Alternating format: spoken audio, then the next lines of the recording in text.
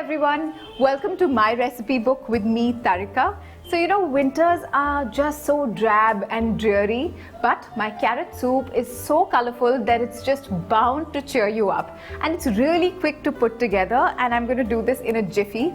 So I'm going to start with heating up some olive oil. This is just about a tablespoon of olive oil in the pan. And then I'm going to add some onion. So this is about half of a medium-sized onion, or if you can find a small onion. And just saute this in the oil.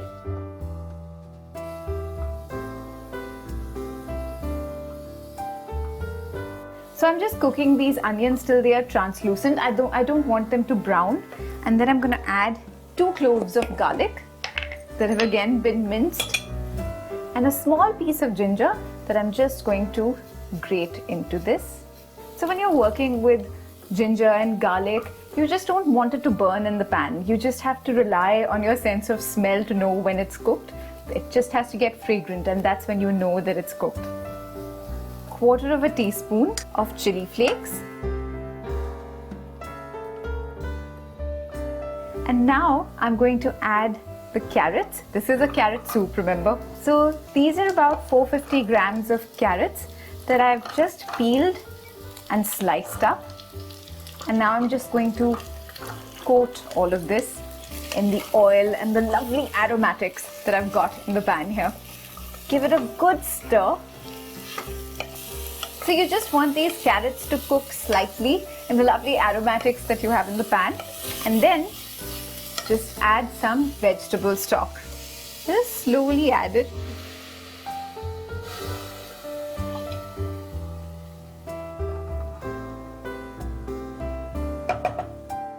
So I've added just a pinch of salt, and I've brought this whole mixture to a gentle boil. Now I'm just going to put the lid on this pressure cooker. Turn the heat down to low before you just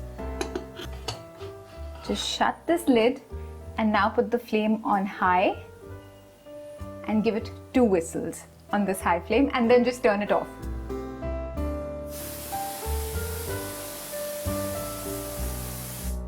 The steam has escaped this pressure cooker completely. It's cooled down. And you can see how the carrots have cooked down. They've become softer. See, I'll just pierce it through and you can see.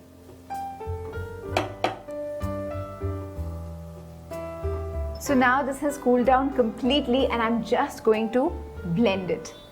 And you shouldn't be blending things when they're hot, Never do that with liquids. Just wait for them to cool down. Little bit of patience.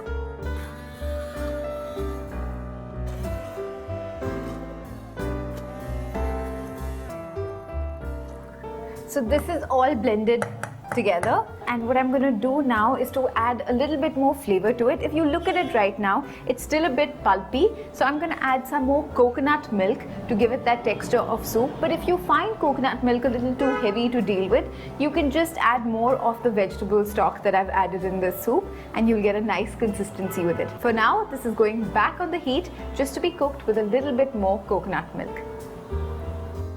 With a bit of pepper. I'm just going to add a bit more salt.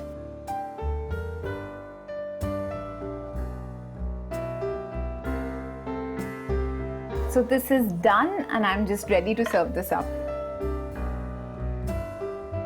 So here's my colorful carrot soup, just to brighten up your dreary winter.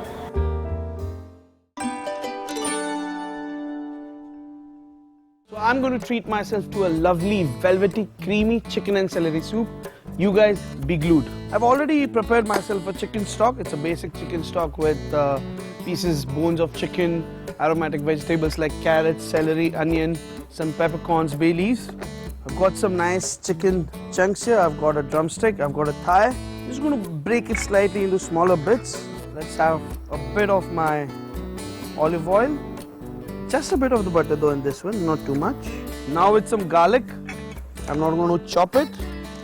All the garlic flavor in that. I've chopped some chunks of chicken. This is a very rustic style of making a chicken soup, but one of the best. We've got some nice celery here. some nicely diced celery into this. With the chicken now in, you can use a lot of herbs. Basil if you've got marjoram, if you've got sage, whatever you prefer. The chicken is searing. Got some chili flakes just to spike it up a bit. See, the moment chicken starts cooking, you will see that it leaves the bone, but it's not done yet totally. Bit of flour on this. What flour does is it coats the chicken as well. Also, it helps to thicken your cream soup. And the chicken stock now goes in. The stock in there now goes in some milk, and then for the garnish, I'm going to use some nice roundels of the tomato as well. I'm just going to remove the flesh because that is what we don't want for the garnish, and julienne it as finely as possible. Same goes with the pepper. Set our nice garnish aside. Once your soup comes to a boil, reduce the heat. The reason being, if it's boiling all the while, the chicken meat is going to get tough, and that is what we are not looking at. We are looking at a nice succulent chicken meat. I'm not going to throw the meat on the chicken, but use it for the soup. So let it simmer. So what I'm going to thicken this is with a nice rustic roll. Once again, let's leave it to cook nicely. And you can just see, the moment I have added bread to this, it's already started thickening quite well. So the soup is simmering. Let's add a bit of salt. Mamma mia, ooh la la. And my favorite ingredient, freshly ground pepper into this. Let's see if our chicken is cooked. Whenever you're checking whether a chicken is cooked, you should always use a piece or a portion which has got the bone on it to check, because if that is cooked, which means that the boneless part of the chicken is definitely going to cook, as this takes slightly longer time. Let me check that. Nice and juicy. So now let me take the chicken pieces out of this. We'll let the chicken pieces cool for a while so that we can shred them and use in the soup. In the meanwhile, just a bit of cream into it. Cream always should be added at the last minute. If you overcook the cream or boil it too much, it can curdle your soup. There might be bits that you can see in the soup. So once you add the cream, you should not vigorously boil any soup or any gravies or any sauce that you're making. Time for the blend. So let's strain the soup once again. And what you've got is a nice creamy thick soup. And that's a clean velvety chicken soup. And now what I was telling you about the chicken, carefully take it off the bone, making sure that none of the cartilage or the bone bits are inside. I'm going to take a bit of the celery as well. So some nicely finely chopped celery here that goes on the base, bits of the chicken. Just pour it. There it goes. The remaining cream here to go on top. For the bright color into this, what we had done was just julienne some tomatoes. So just place them randomly. And the pepper, some nicely chopped basil and parsley. Lovely. So my sexy, creamy, velvety chicken and celery soup is absolutely ready. Why don't you go ahead and make one for yourself?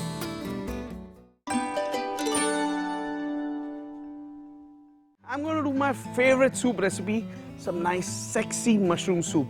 I'm a mushroom lover, so if you are, please join me. I'm going to use some nice button mushrooms that you find in any supermarket.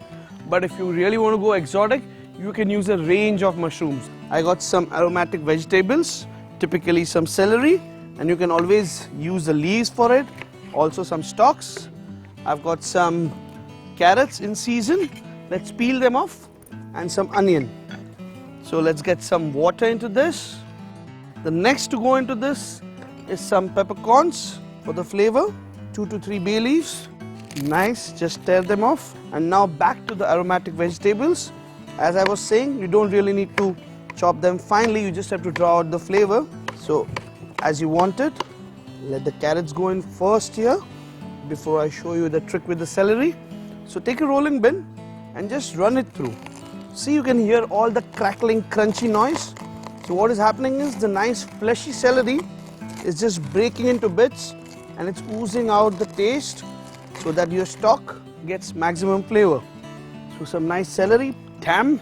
Now with some roughly chopped onions. You can always use leeks for your stock or any other vegetables. Few things that you should avoid in a stock. Bell peppers for that matter. They're quite pungent. Stock should always be neutral. It should be the base. The next thing is I'm going to take a whole bulb of garlic and sway it into half.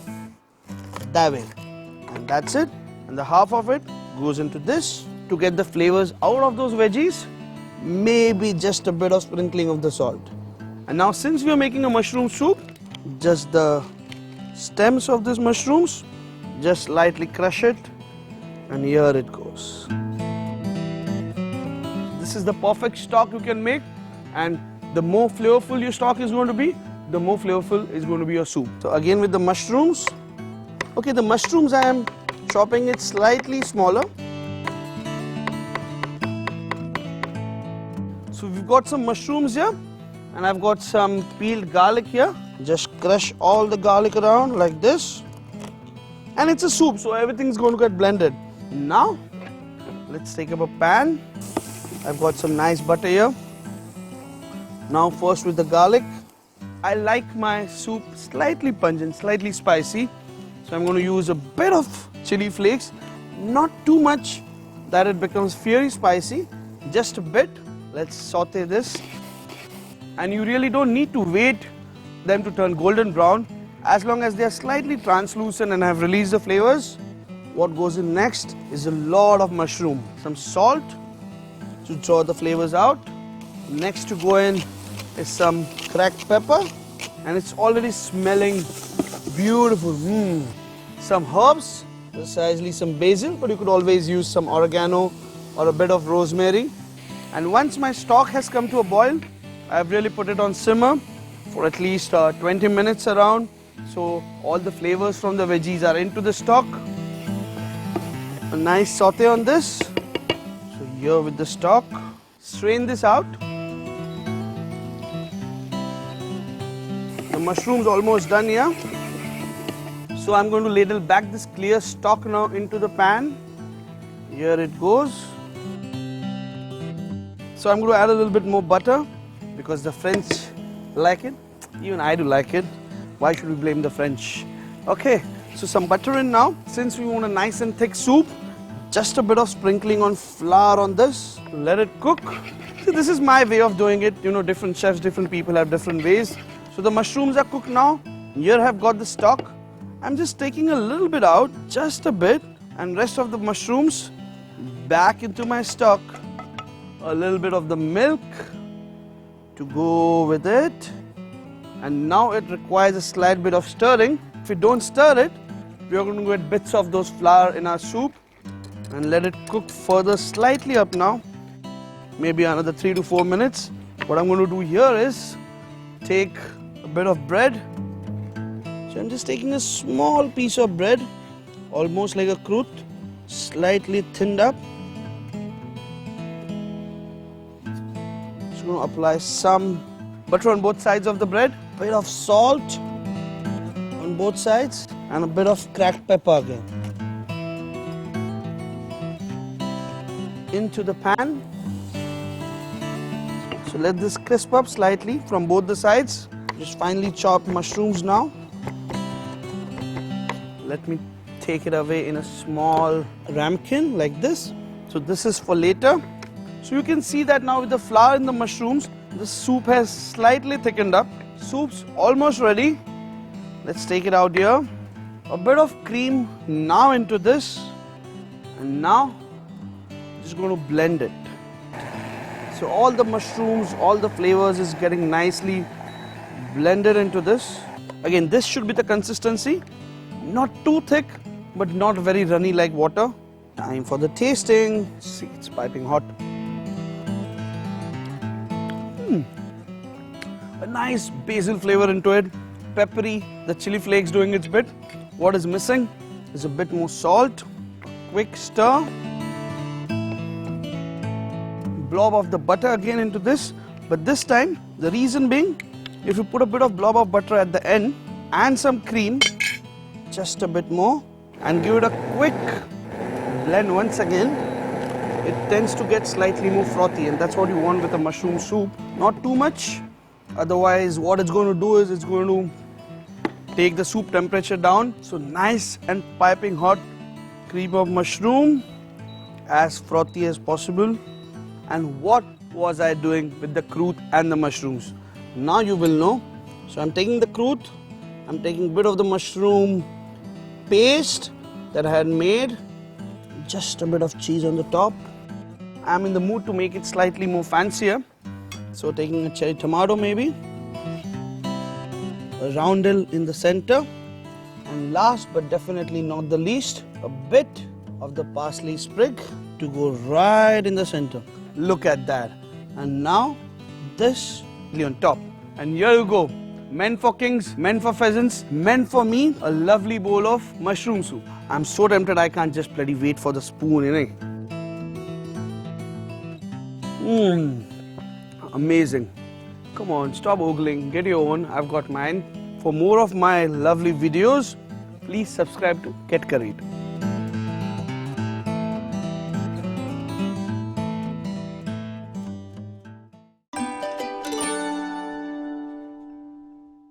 I'd always thought soups were really difficult to make, and at the end of a long working day, I wasn't sure if I had the energy. But that was until I found this recipe for zucchini soup. What I love about this recipe is that you can serve it cold in the summer months or heat it up in the winter. Isn't that a great recipe to have in your repertoire? Let's get started. This recipe for zucchini soup serves two. You'll need one large size zucchini, which is about between 300 and 350 grams. You can start by cutting the ends off. Cut the zucchini in half. Cut each of those halves into two halves lengthwise, and then just roughly chop them into half moons. We're not aiming for any kind of precision in chopping here because this is all going to get blended up in the end. So just roughly chop the zucchini.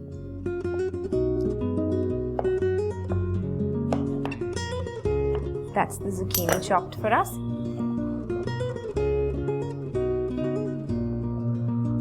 We'll need the zest of one lemon about this size. When you're zesting lemons, it's important to get just the yellow sunshiny bits and not the white bit. The white bit is what causes bitterness. It can take the flavor of anything that you're making from lemony to really bitter.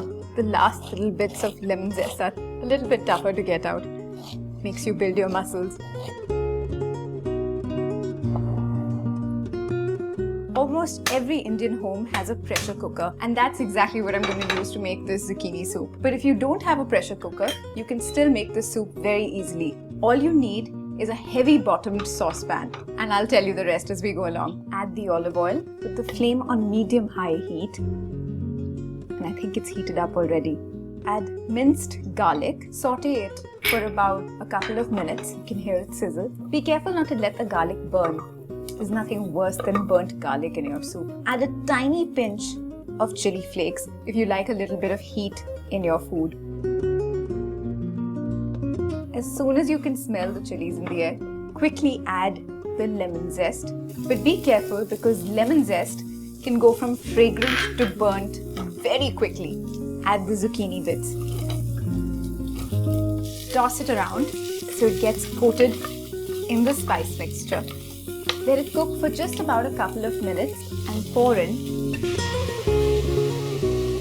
vegetable stock. Take the flame up to high and wait for this mixture to come to a boil. If you're using a pressure cooker at this point, you should take the heat back down to low, put on the lid safely, and take the heat back up to high so that you can give it 2 whistles. If you're not using a pressure cooker, you can just replace this with a regular lid and let it simmer for 10 minutes. Once the soup has cooled completely, use a handheld blender like this one or even a food processor to completely blend this soup.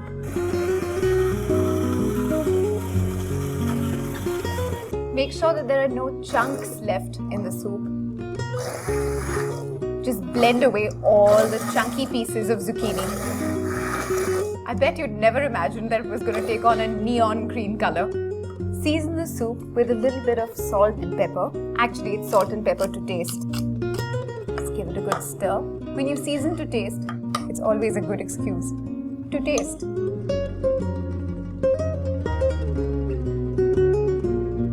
I think we're ready to have a nice lemon-zested zucchini soup.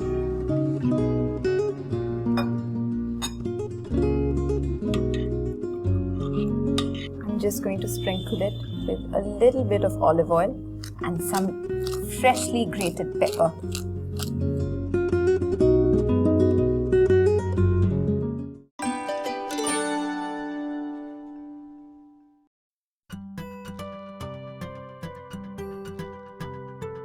It's just too hot in the summer to eat hot soup, which is why a cold soup like the Spanish Gazpacho is just perfect for warm days. I'm going to start with soaking some bread in water. You can use milk if you want a slightly richer texture to this soup, but really it's just this bread that will give the soup the thickness that it deserves. I'm just using regular whole wheat bread that I had lying around at home. You don't have to go out and get anything special, but just make sure that this is stale bread. And by stale bread, I don't mean bread that's gone bad. This should be bread that's about a day old, so that it's a little hard in texture and can soak up the water. Just leave it in the water for just 5 minutes, not more than that. So while the bread is soaking, I'm going to quickly chop up some tomatoes and just puree them. I first saw this recipe on an episode of Planet Food back when I was in college. Don't try to guess my age, but I've been making it ever since. After about 5 minutes, just squeeze the water out of the bread. I'm just going to keep it aside.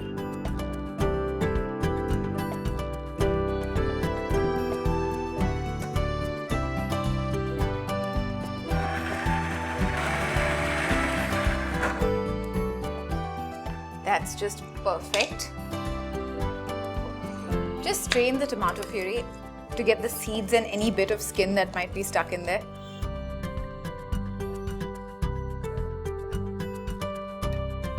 And this is the lovely puree I'm going to use. So now I'm going to blend this bread with about 1/3 cup of the tomato puree.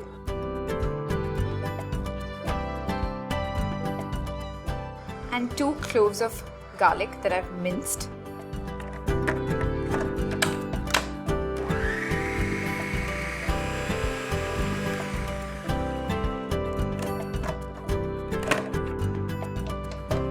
Now just add the rest of the tomato puree.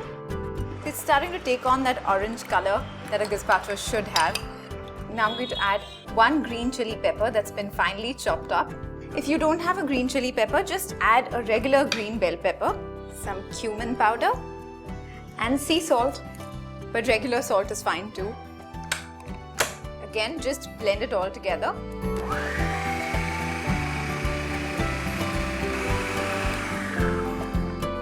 Right, so when it's all nicely blended together, put on the blender again.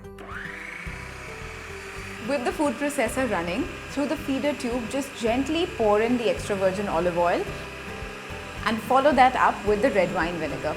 And you can instantly see the whole soup emulsifying and taking on a creamy texture. There, now it's got that orange texture that I needed. I'm going to taste it to see if I want to adjust any flavors. It's perfect. Leave it in the refrigerator for some time before serving. Now just garnish it with some freshly chopped tomatoes, onion, some cucumber, just all the things that summer stands for, and the green chili pepper right on top. There you go guys, a chilled soup for a hot summer day. See you next time.